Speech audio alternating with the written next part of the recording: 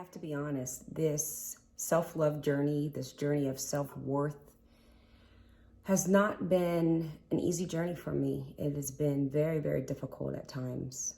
Matter of fact, I remember this one particular time in my life. It was probably one of the darkest times that I can remember as far as how I felt emotionally. I was in a really, really, really dark place, and I kind of had just checked out. I was wishing my life away. Every day just seemed so difficult for me. And I would tell myself, I know it's not going to be like this forever. People would tell me, Lorraine, you'll get past this. It's not always going to be like this. But, it was very difficult for me to manage my day to day. I mean, I wished my life away. I just wanted this time in my life to completely just go away. And I didn't realize the extent of it until one day I had went into a store. And I'm walking down the aisles, and all of a sudden I realized that I literally don't know where I'm at.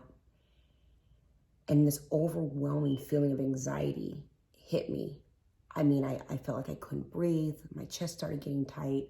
And I'm frantically looking around to see if there's something I can identify, so I knew where I was. And I realized, okay, I think it was Walmart. And I got the hell out of the store. I had to book and get out of there. And when I ran out of the store and got into the parking lot, I realized that I didn't even know where my car was.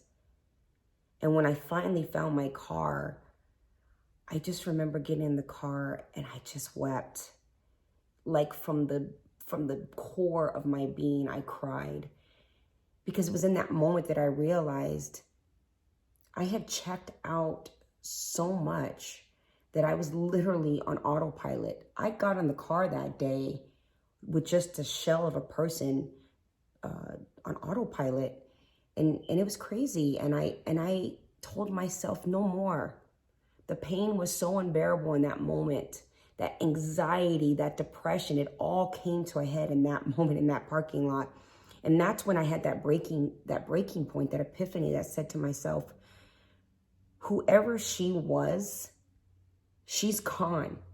She is gone. And I've been trying to hold on to this person, this emotional person, for so long because I had such a connection to her. I had such an attachment to her.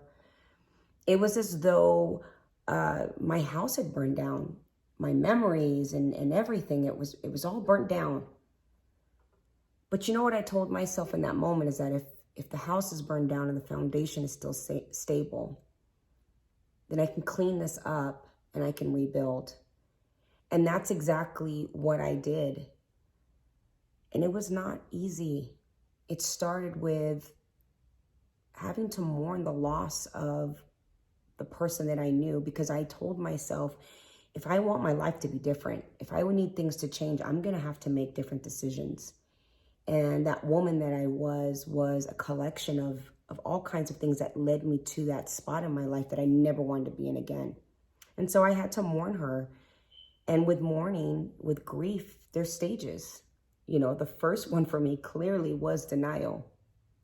But after I got over the denial, there was a great deal of anger and resentment and bitterness, not necessarily towards myself, because that certainly was there, but towards everybody that I felt had ever done anything wrong to me in my life.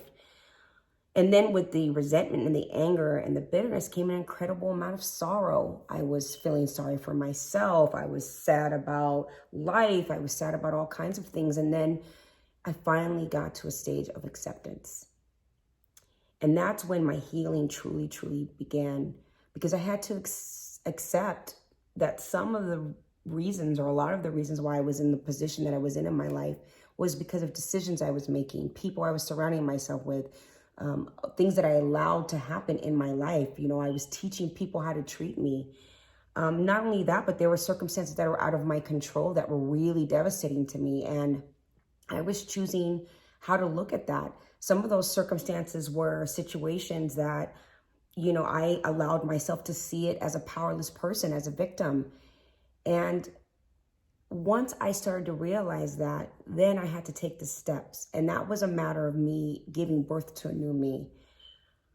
And listen, it was painful, it was really, really painful. And not only that, but realizing that giving birth to a new me, a new idea, a person that I was going to love and give value to, was going to require baby steps. When you give birth, there's an infant stage, and that stage you have to crawl before you can walk. And through this journey, and I'm still on this journey, and at times I think I'm just in the adolescent stage of it. I certainly haven't mastered it. But although I had to bury the old me, she definitely has a ghost, and she haunts me at times, and she comes back, and it's okay.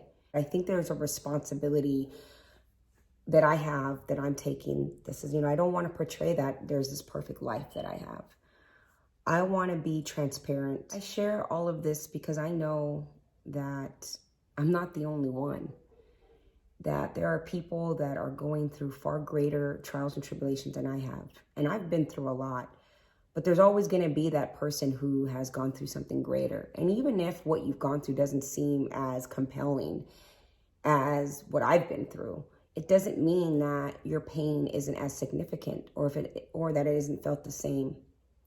But I do want to say that to learn to love yourself and learning to have self-worth and self-value is a huge, huge asset to getting through those tough times in your life, because pain is inevitable. As Tony Robbins would say, pain is inevitable, but suffering is a choice. The pain says, this is the circumstance, this is what I'm going through, and it wasn't the plan for my life. But the suffering says, this is what I'm going through, this wasn't the plan for my life, and I feel helpless. I feel powerless. And you're not. You may not be able to change the circumstances in your life. You may not be able to get rid of pain happening in your life. But with a little bit of love and tenderness and kindness to yourself, you can get through it. I promise you. I'm telling you that because I have. And there are times that I suffer, and there are times that I'm in pain, and I have to work through that still. So just hang in there. Be kind to yourself. Have compassion for yourself.